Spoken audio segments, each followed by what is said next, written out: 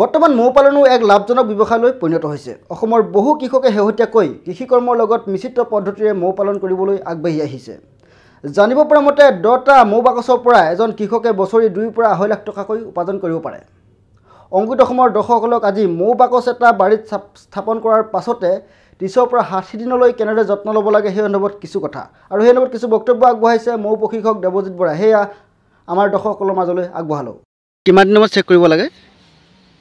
10 দিন 15 দিনৰ মূৰে চেক কৰি থাকিলে চেক কৰোঁতে কি হয় আমি অকণমান দেখুৱাই দিয়কচোন কেনেকৈ চেক কৰে। হয়, বাকচটো খুলি লওঁ আগতে। হয়, এইফালে এই ঢাকনিখন সদায় সন্মুখতে এনেকৈ লুটিয়াই থ'ব লাগে।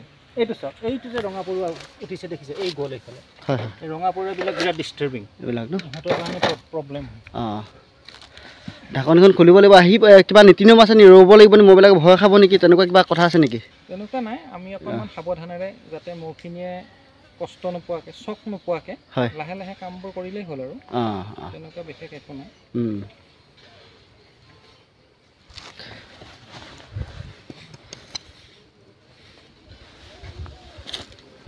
আমি এতিয়া নতুনকৈ কলনীটো ভৰাইছিলোঁ, এতিয়া ডেভেলপমেণ্টটো খালি চেক কৰিলেই হ'ল, ই ডেভেলপ হৈছে নে নাই। হয়,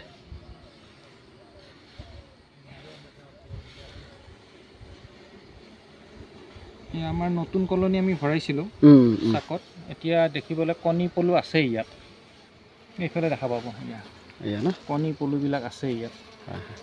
তো কণী পলু আছে মানে ইয়াতে ৰাণীজনী আছে। হয়, ৰাণীয়ে সুস্থ সবল আছে, সেইকাৰণে আমি ইয়াতে কণী পলুবোৰ দেখা পাইছোঁ। এইটো মানে প্ৰথমবাৰ নহয় জানো? মানে প্ৰথম আৰম্ভণি এইটো।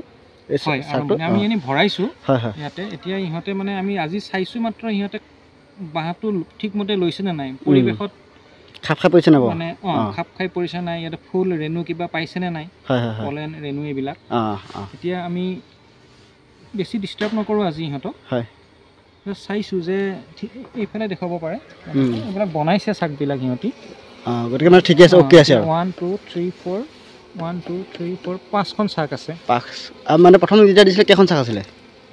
3খনমান আছে। 3খন, এতিয়া 5খন কৰিছে আৰু কৰিছে, লাহে লাহে গ্ৰ'থ লৈছে আৰু সেইটোৱে। আৰু আমি লাষ্টত ইয়াৰ তলিচা পীৰাখন চাই ল'ম, যদি লেতেৰা আছে যদি পৰিষ্কাৰ কৰি থৈ দিম দাঙি পেলাই।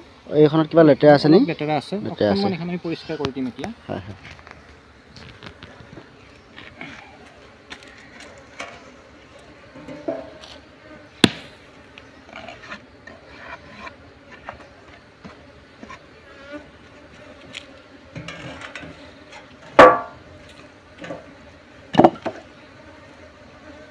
এখন কাপোৰেৰে ঢাকি থ'ব পাৰিলে ভাল, মানে ওপৰটো কাপোৰে ঢাকি থ'লে ভাল, ঢাকি থ'ব লাগে। থ'লে সিহঁতে মানে অলপ পোহৰত আন্ধাৰত থাকি ভাল পায়তো, কাপোৰখন ঢাকি থ'লে মানে ইহঁতে ভাল পায়। আমি থোৱা নাই বাৰু এতিয়া, কিন্তু যেতিয়া ইহঁত লাহে লাহে ডাঙৰ আৰু ষ্ট্ৰং হ'ব তেতিয়া আমি কাপোৰ ঢাকিবই লাগিব। তাৰমানে নাঢাকিলে সিহঁতেও কষ্ট পায়, সিহঁত বহুত খঙাল হৈ যায়।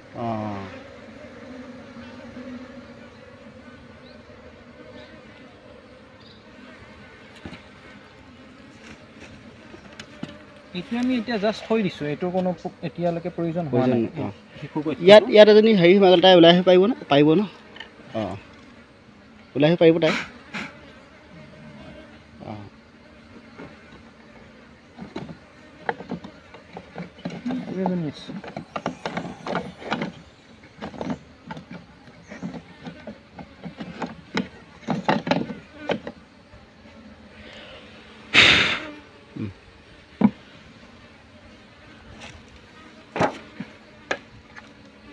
এইটো মানে চেক হৈ গ'ল আৰু ন?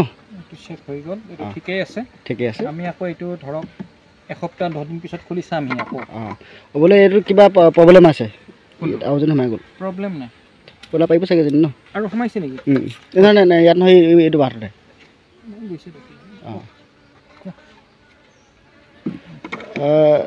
যদি কিবা সমস্যা থাকে, কেনেকুৱা ধৰণৰ সমস্যাবোৰ থাকিব ইয়াত? বোলে মানে ঠিক থকা নাই, তেতিয়া কিবা হেৰি চেক পাব নি? চেক পাম নি আমি দেখিম যে যদি ঠিক নাথাকে, চাকত যদি কণী পলু নেদেখোঁ, তেতিয়াহ'লে গম পাম ঠিকে নাই।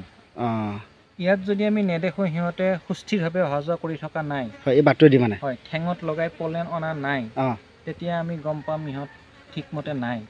ইয়াতে এতিয়া পলেন অনা নাই যদি আমি দেখা নাই যদি ইয়াত পৰি আছে দেখিছেনে পলেন তাৰমানে সিহঁতে আনিছে আৰু ভিতৰটো খুলি চাই দেখিলেও ধুনীয়া হৈ আছে চাকবিলাক ধুনীয়াকৈ আৱৰি আছে তাৰমানে ভালেই আছে আৰু যদি এতিয়া ধৰি ল'লোঁ ঠিক থকা নাই পলাবলৈ হৈ আছে আমি সিহঁতক ৰখাবৰ কাৰণে কেনেকুৱা ধৰণৰ ব্যৱস্থা ল'ব লাগে তেতিয়াহ'লে আমি চাব লাগিব মানে ৰাণীজনীয়ে কেলৈ কণী পৰা নাই আমি ফিডিংটো দিব লাগিব মানে সেইটো আহাৰটো দিব লাগিব নহয় জানো আহাৰটো দিব লাগিব যদি খানা পোৱা নাই এই পীড়াখন তলিচা পীড়াখন আমি পৰিষ্কাৰ কৰিব লাগিব এই পীড়াখন যদি লেতেৰা হৈ থাকে ইয়াতো মানে ইয়াৰ পৰাই ৱেক্স মথ বুলি এটা পোক এটা আছে এই ৱেক্স মথটো তাত কণী পাৰে সি গৈ চাকবিলাক ডিষ্টাৰ্ব কৰে তো এইখন আমি ৰেগুলাৰ চাফা কৰি থাকিব এখন মানে যিবিলাক মানে হেৰিবিলাকৰ যি মল থাকে সেই মলবিলাক পৰে চাগে নহয় জানো মল ঠিক নহয় মল নপৰে ইহঁতি লেতেৰা নপৰে ইহঁতে যেতিয়া ঘৰটো বনাই থাকে সাজি থাকে তাৰ গুৰিবিলাক তলত পৰে এইবিলাক মানে ৱেক্সৰ গুৰিবিলাক মমৰ গুৰিবিলাক সেই মমৰ গুৰিবিলাক খুব উপযুক্ত স্থান ৱেক্স মথৰ কাৰণে